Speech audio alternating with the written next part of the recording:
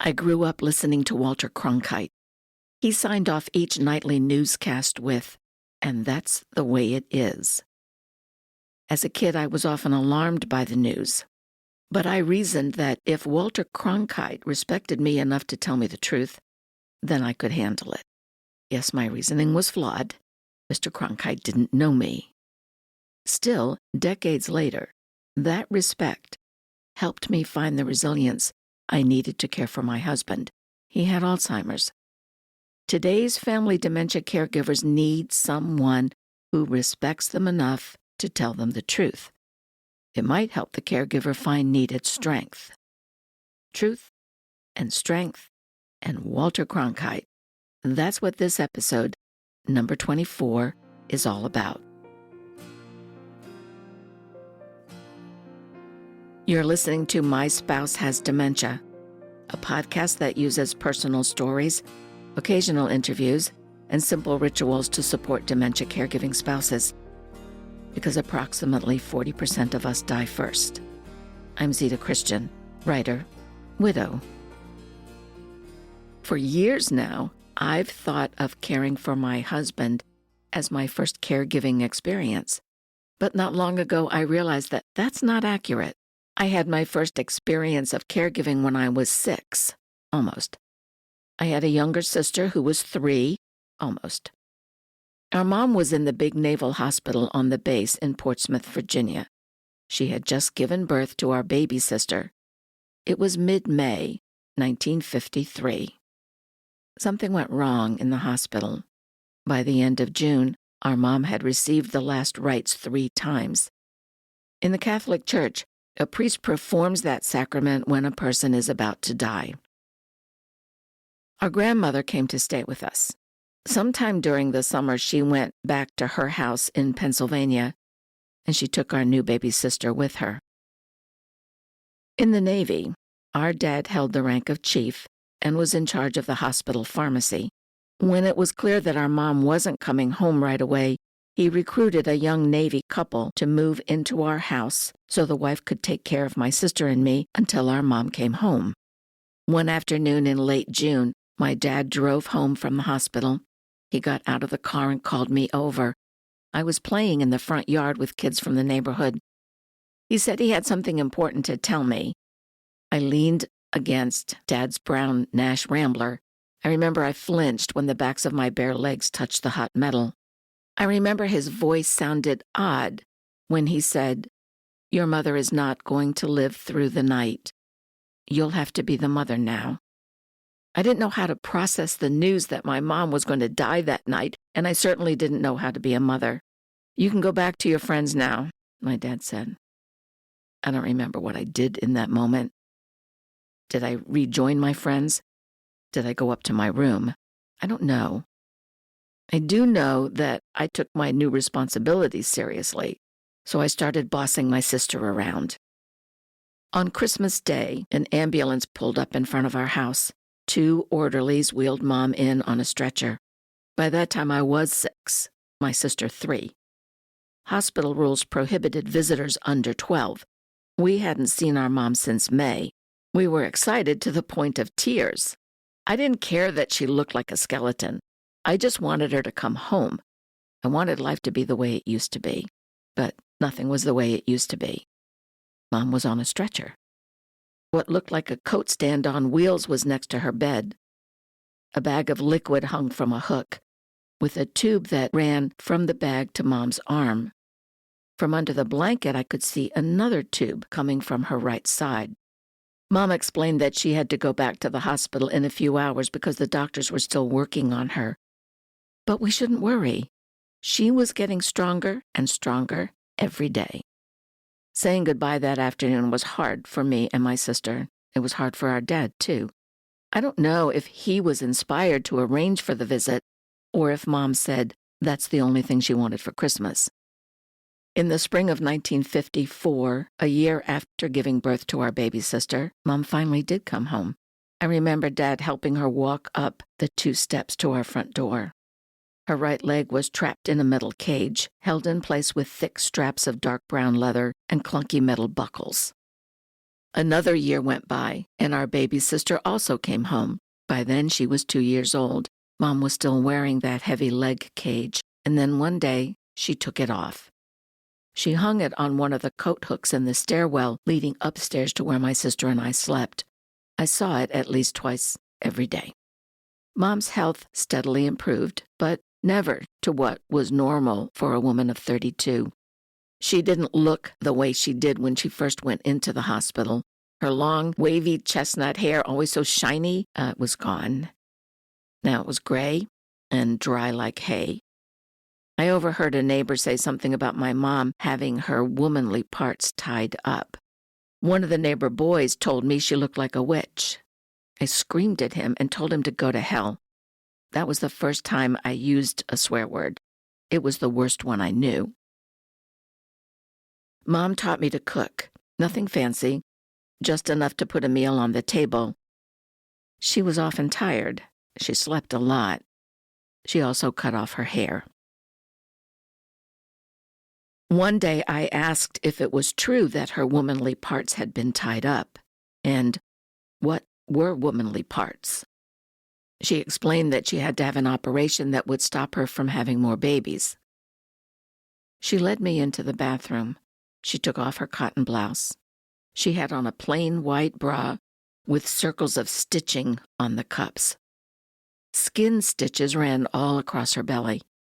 There was a hole in her right side. She explained the hole was for the drain she needed for a while. I stared at it. "Go ahead," she said, "you can touch it." I swallowed a squeamish feeling and poked my finger into the hole. It wasn't deep, but it was there. I studied the U-shaped pipe under the sink and asked why she needed a drain. She went to the linen closet and pulled down a glass jelly jar from the top shelf. It was about half full of small stones, pebbles. She explained they came from her kidney, the one she still had. The doctor cut out the other one a few days after my baby sister was born. A kidney is supposed to be about the size of a fist. The kidney the doctor got rid of was the size of a football, and it was solid rock. She said the doctors needed to monitor how many stones the remaining kidney was producing. I asked if the stones came out of the hole in her side. Yes, she said, for a while. Now the stones come out when she pees. She pees into a sieve so that it will collect the stones. I asked if it hurt when the stones came out. She nodded. Yes, it hurts a lot. She explained that the pain makes her tired, and that's why she needs so much rest. It scared me to think my mom had pain, but I was glad she told me the truth. I reasoned she knew I could handle it, like Walter Cronkite knew. My dad understood too. That's when we got a telephone. It was for emergency use only. My dad taught me how to dial the numbers. On the side of the phone, he taped the phone number for the hospital pharmacy, where I could reach him. We were the first family on our street to have a telephone in the house. There was a phone booth about a mile away in front of a little family-owned grocery store, and another phone booth a little farther away. I don't remember its being next to anything. One day, my sister and I walked with Mom to the isolated phone booth. Mom carried our baby sister in her arms. The whole way, Mom was quiet, very quiet. I held my baby sister while Mom went into the booth and dropped coins into the slots. A few minutes later, we all headed back home. Along the way, Mom stumbled several times. At one point, she handed my baby sister to me. Mom's face was squeezed up. I could tell she was clenching her teeth, something I was not supposed to do. Once we got inside the house, she collapsed on the bed. Dad arrived a few minutes later and brought Mom back to the hospital. She stayed there for several days and then came home. That turned into a pattern I came to expect. 7 years passed. Several times my dad went out to sea. Several times my mom went to the hospital, never for more than a few days. She didn't drive, so one of our neighbors would bring her to and from the hospital. Then came 1962, October. My birthday was the next month, but I couldn't think about that while Mr. Cronkite reported on what was being called the Cuban Missile Crisis. You see, the Soviet Union had placed nuclear missiles on Cuba and aimed them at the United States. President Kennedy said that we could be on the brink of nuclear war. One of the other Navy wives and her husband came to talk to my mom. It was almost midnight when they left. If my mom wanted to leave town, their son would drive our car and we'd all travel together. Mom thought about it a lot and decided we would stay. In a letter to my dad, she reasoned, "Our friends are all here. Hospital facilities are better. I'm prepared to fight full out right here at home where things are familiar." A few days later, another Navy wife came by. She brought some civil defense booklets. She and her husband were also willing to help us evacuate if we decided to leave. Speaking of that Navy wife, my mom wrote to my dad saying, "She gets too shook up for me to have too much confidence in her. She was telling all of us women who were alone that we should get a gun and carry it for protection because in an emergency, people will panic and take your cars." Well, maybe I'm square as a box, but I'd like to believe that in a crisis, people would go out of their way to help each other. It would be hell trying to stay alive in a world or a town where it was dog eat dog, so I'm not getting gun happy. Instead of evacuating, Mom directed me and my sisters to fill the closet under the stairs with food, water, blankets, bandages, medicine, flashlights, fresh batteries, the transistor radio my dad had given her for Christmas the year before, one stuffed animal each, and our rosaries. Once a week, we'd all get into the closet, turn off the light, and shut the door, and be still for 20 minutes, so we'd know what to expect. And we watched Walter Cronkite. We saw the photos of the Navy ships surrounding the island of Cuba. My dad was on one of those ships. He was a corpsman, a pharmacist, and now an E9 Master Chief. For the last 2 years, he'd been on some kind of special assignment with the Marines in Camp Lejeune, North Carolina. He said it was a secret and couldn't talk about it. When Mr. Cronkite said, "And that's the way it is," I knew we were facing something awful, but at least I knew the truth. I could handle it. 6 days after the Navy set up the blockade, Nikita Khrushchev, he was the head of the Communist Party, ordered the missiles to be removed. We weren't going to have a nuclear war. During the time my dad had been at Camp Lejeune, he and 3 other men from the hospital who were also on the special assignment would get liberty and come home Friday evening, go back Sunday afternoon. Not every weekend, but most. 9 months after the missile crisis, on a Friday night in July of 1963, my dad came home for good. On Monday, he was to report for duty back at the Naval Hospital. The crisis was over. But on Saturday morning, my mother had a heart attack. 2 weeks later, she died. And that's the way it was. 4 months later, President Kennedy was assassinated. The history that unfolded out in the world and inside my childhood home forced me to be strong, taught me to be resilient. I developed optimism as a coping skill. Decades later, caring for my husband weakened my strength, chipped away at my resilience, and turned optimism into a curse. But I survived. I'm telling you this very personal story for 2 reasons. Number 1, more than a few people have commented on how strong I am. I am strong. When you're a kid and you don't know that you can't do something, you do it. Or at least I did. So I invite you to look back at your childhood. What obstacles did you face? How did you overcome them? Who helped you? Who did you admire? And why? What did facing the obstacle teach you about yourself? Now, please understand, I am not a psychologist, not a counselor, not a medical professional of any kind. I'm a woman who learned as a kid how to be strong. My hope is that when you look into the stories of your past, you'll find a chapter or two that reveal your inner strength. Draw on that strength now. And number 2, the second reason I'm sharing this very personal story is because I believe that whatever situation we're in, it's better to know the truth than to pretend that everything's fine. As I've mentioned before, about 40% of family dementia caregivers die first. I credit a large part of my survival to 3 people who always told me the truth. I've talked about all 3 of them before. Number 1 is Amanda. Amanda was the social worker in the neurologist's office. She always told me the truth about the progression of Alzheimer's. No drama, no false hope. She told me about trial programs for new drugs. She gave me a form to apply for a stipend that would at least cover the cost for a few days of a home health aide. She sent me links for online conferences about caregiving. She started an in-person support group so the caregivers could hear firsthand from other caregivers and know what they experienced.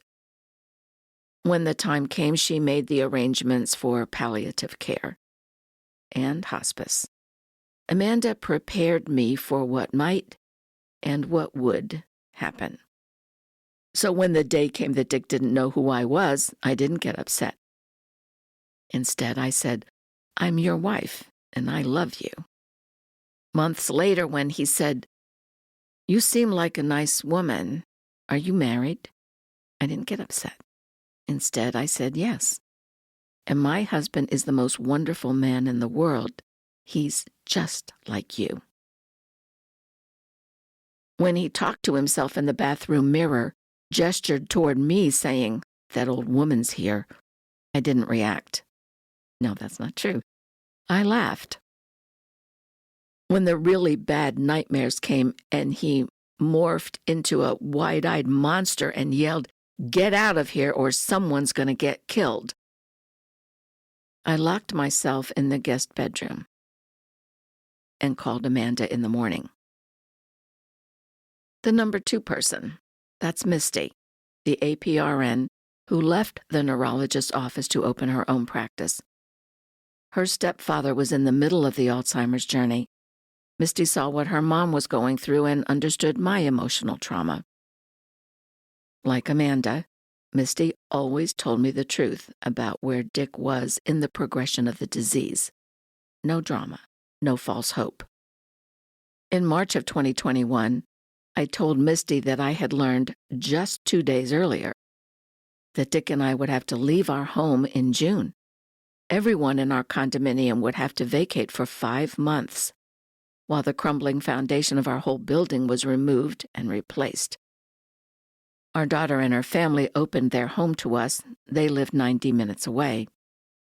I remember lamenting to Misty that our building wasn't scheduled for that repair until 2022, but the construction crew had an opening and our building was moved up a year.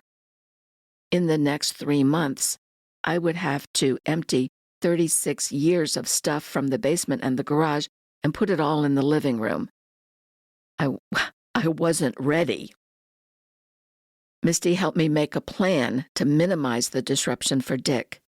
Changes in routine can trigger all sorts of problems for someone with Alzheimer's. And then Misty said, "Be grateful, Sita. At the rate Dick is declining, if you tried to move next year, he would never survive."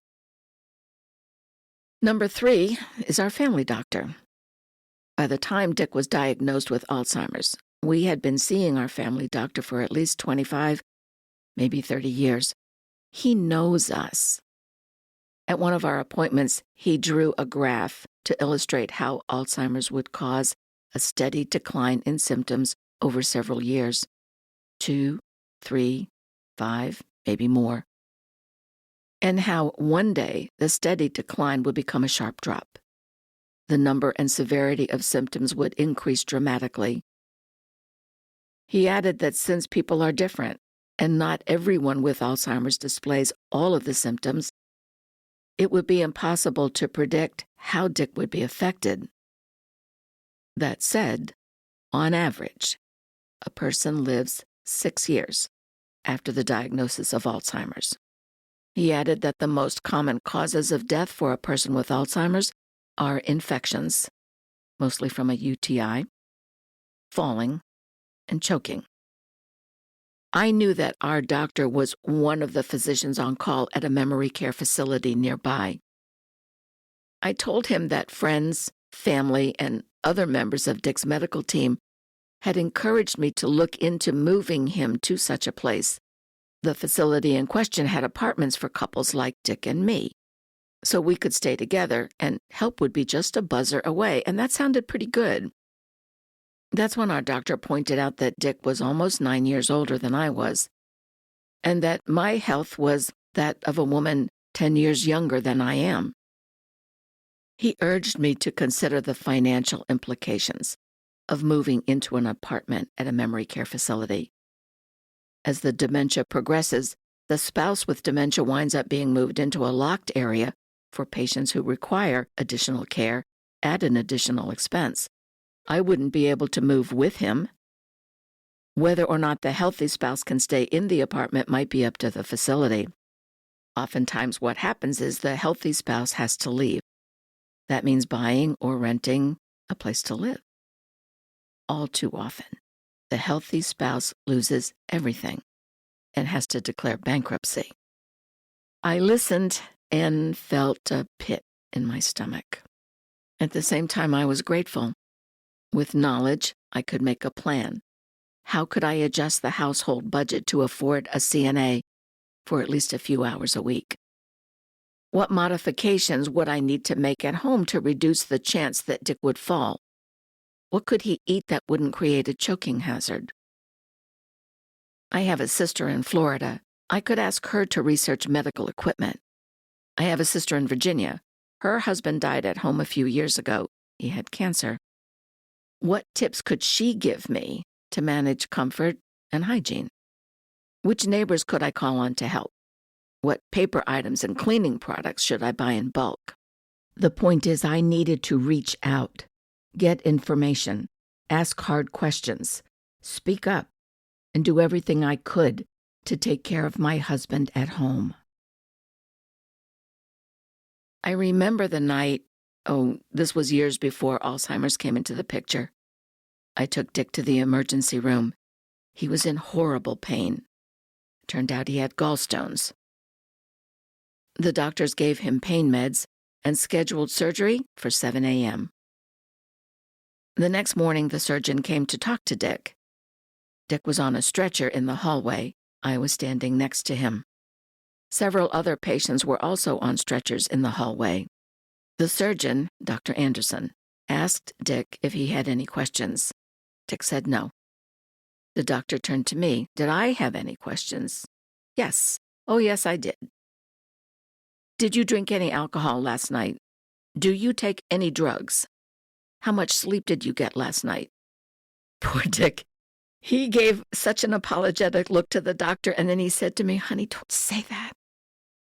I stared at the doctor and waited. Dr. Anderson said, "No, Mrs. Christian. I did not drink alcohol last night. I do not take drugs." And I got a good 8 hours of sleep. Then he patted Dick's arm, smiled, and said, "Your wife loves you." In this dementia journey you're on, has your spouse seen a gerontologist, a neurologist, a speech therapist, to help avoid choking, an occupational therapist, a physical therapist, an ophthalmologist because of vision changes, a psychologist, a social worker, a pharmacist? In any of those appointments, if you had questions, did you ask them? Did you get answers? Did you understand the answers? My friend, if you don't already speak up, start now. You might not like what you hear, but you'll be able to plan your next step.